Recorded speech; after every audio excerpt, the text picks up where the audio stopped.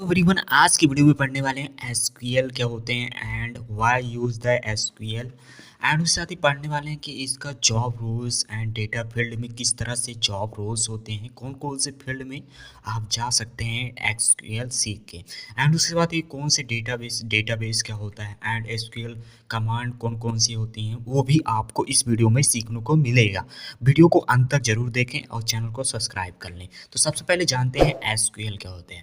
तो एसक्यूएल एक programming language है जो इंटरेक्ट करती है। इंटरेक्ट मतलब जुड़ती है डेटाबेस से। एक मतलब डेटाबेस होता है उसमें इंटरेक्ट करती है। ये एक स्ट्रक्चर क्वेरी लैंग्वेज होती है। इसका full form structure query language होता है। इसमें कि आप डेटा को इंसर्ट कर सकते हैं, अपडेट कर सकते हैं, डिलीट कर सकते हैं, स्टोर कर सकते हैं इन रिलेशन डेटाबेस में। तो ये सारा काम एसक्यूएल ही करता है। क्योंकि अब ये भी क्वेश्चन आता है व्हाई वी यूज एसक्यूएल। तो सिंपली अगर हम सिंपलीफाइज करें तो ये लार्ज डेटा सेट के लिए यूज़ करता है। जैसे मान लो कि अभी तुम्हारे पास 10 डेटा है तो एक्सेल में यूज़ कर लेंगे मोस्टली।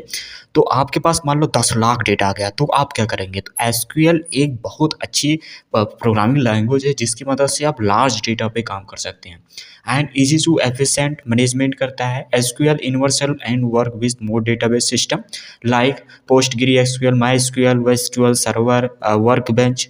ये सारे मतलब जो सॉफ्टवेयर होते हैं उन पे हम एसक्यूएल प्रोग्रामिंग लैंग्वेज को रन करते हैं। जैसे कि एक प्लेटफॉर्म होता है उसी तरह ये भी एक प्रकार के Postgre SQL, MySQL, SQL server and workbench. College में अधिकतर वर्कबेंच पे ही काम कराया जाता था तो वर्कबेंच भी मोस्टली आप प्रेफर करता हूँ।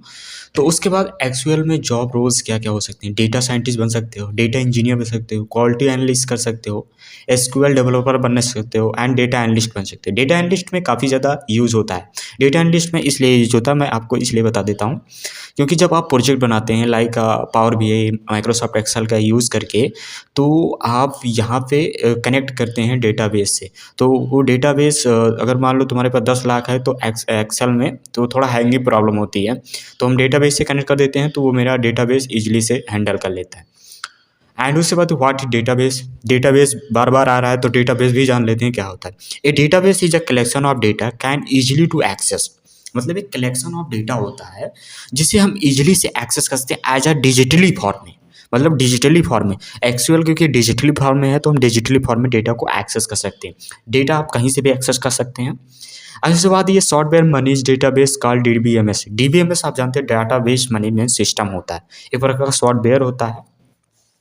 एंड उसके बाद ही एसक्यूएल कुछ कमांड होती हैं जैसे कि डीडीएल क्या होती हैं, डीएमएल क्या होती है, टीसीएल क्या होती हैं एंड उसके साथ ही टीसीएल डीसीएल क्या होती हैं एंड एक डीक्यूएल क्या होती हैं। ये मैं नहीं लिखा हूँ डीक्यूएल, आप देख लेना क्या होती हैं।